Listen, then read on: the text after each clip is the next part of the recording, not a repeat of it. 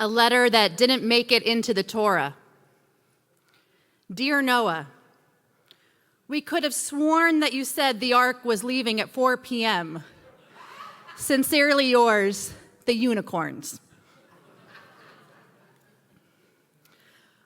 One of the most famous biblical stories you already know is that of Noah.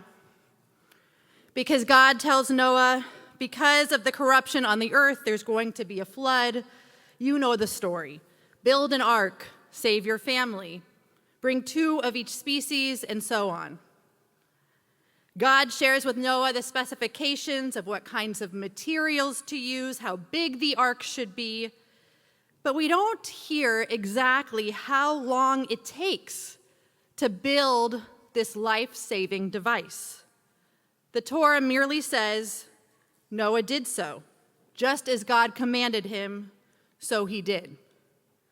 But as usual, I think what isn't mentioned in the Torah is just as telling as what is. Clearly, this wasn't a small boat. Imagine the elephants, the giraffes, so on.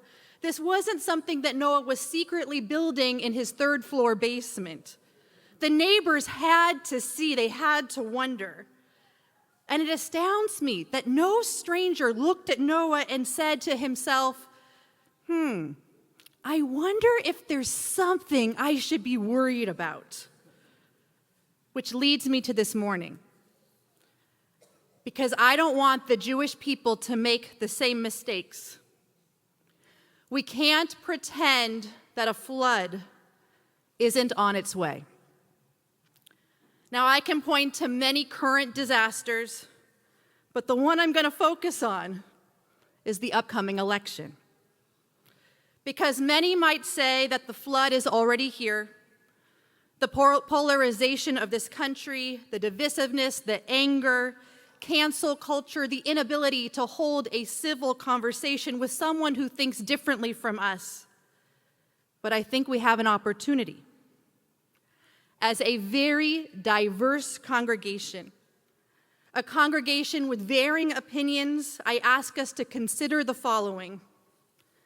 On Wednesday morning, or who knows at what point in the days following the election, somewhere around 50+% of this nation will be celebrating, and somewhere around less than 50% of the nation will be terribly upset. My statistics are probably slightly off, but we know that a large percentage will feel elated and a large percentage will not. And we feel a deep responsibility as your clergy to let you know that no matter how you vote, and we certainly encourage voting and making your voice known through that process, no matter how you vote, you should expect your synagogue to be exactly that, your synagogue. If you will, an ark. An ark that is here to keep you safe, afloat, an ark that is here to embrace all of you. An ark that reminds you that no matter the violence or the anger or destruction that might be outside our doors come November 6th, and I fervently pray with my entire heart and soul that there is none. If there is a flood of fury from either side of the aisle or both, this is your sanctuary. This is your ark. This is your home, and you should expect nothing less from Sinai Temple. And while that may seem simple, I want to go a bit deeper. Because traditionally, what's the definition of a synagogue? The Hebrew phrase we often use is a Beit Knesset, a house of gathering. But Rashi explains that we must make a distinction between the phrases Beit Am and Beit Knesset. A Beit Am is a house for the people. If you will, it's a place where people hang out, where people spend time, they get to know each other. But a Beit Knesset is a holy house of gathering, a place where we study and pray, where we learn and grow as Jews, where we connect and we debate, knowing that at all times we stand before God. In a Beit Knesset, there are intentional spiritual and religious guidelines as to how we treat each other, how we behave as Jews, and how we behave as human beings in this world. Maimonides, the great Jewish philosopher, points out a regulation for the Beit Knesset that is specified in the Talmud. He writes that when a synagogue is built, it should be built at the highest point in the city.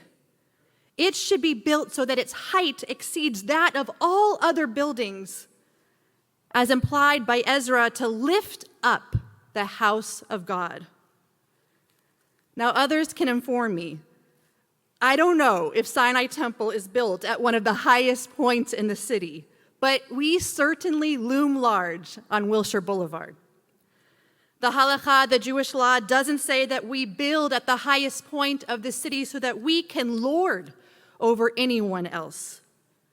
Rather, synagogues are built at the highest point so that we are reminded to take higher, sacred, holy roads, to elevate God's name before anything else, through our words, through our actions, through the ways that we treat each other, and especially the ways that we treat our fellow Jews. Throughout the year and over the high holy days, I have preached from this very bima about the blame cast upon the Jewish people for whatever atrocity or disaster the world has or is currently experiencing. I remind you about Dara Horn's article, Why the Most Educated People in America Fall for Anti-Semitic Lies. She cites David Nirenberg's book, Anti-Judaism, and he reminds us, if capitalism was evil, Jews were capitalists. If communism was evil, Jews were communists. And he gives countless examples.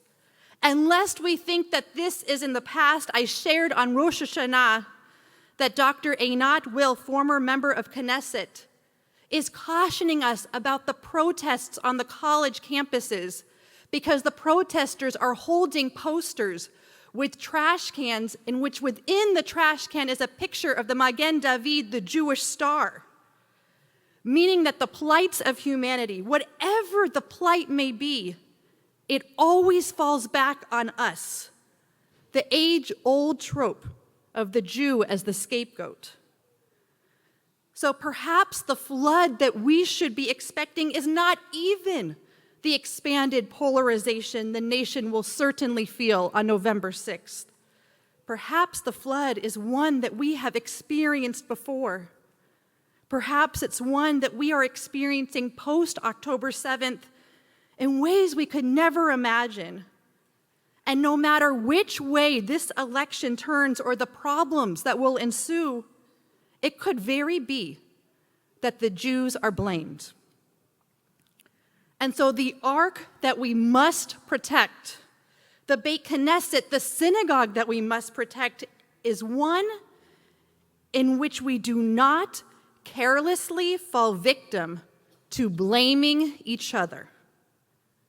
If a synagogue should be built higher than any building in the city, it's because we have to hold ourselves to higher expectations, to not sling hate towards another Jew or blame another Jew for the outcome of November 5th. The outside world is constantly trying to break us, but internally, let this ark shield us from fracturing and splintering among the Jewish people. Now we know, as Jews have done for millennia, we will disagree. That's who we are. We will argue, but we will debate respectfully, honoring God and honoring each other. So we ask no slandering each other or calling out Jews on social media. It's up to you if you want to share your voting preferences and the fervent reasons that led you to that choice.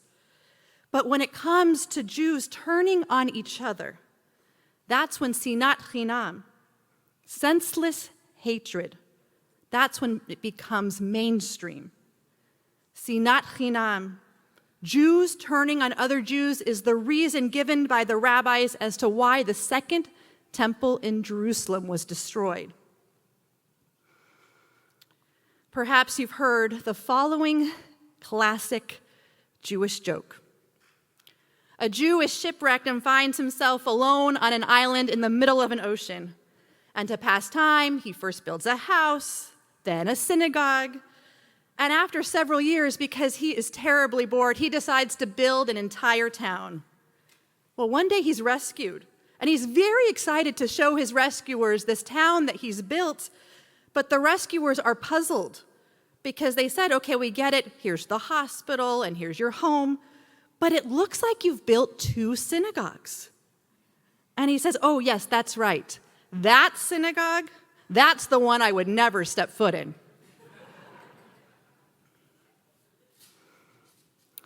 Our differences, our questions, our discussions make us Jewish. We sharpen each other's wisdom and curiosity when we are willing to live in sanctuary with other Jews who might think differently. But at the end of the day, unlike the joke I just told, I want you to look at your synagogue as one in which you couldn't imagine not stepping foot in. The reason being is because you know that you have chosen an ark, a synagogue, a Jewish home in which we will choose to elevate God's name by choosing to elevate each other. The flood is coming. Maybe it's already here. But I hope and pray that you will join us so that when the waters recede as a Jewish people, we will reveal ourselves as a people that remains united, not uniform, but united, and not ravaged or torn apart as others might pray to see.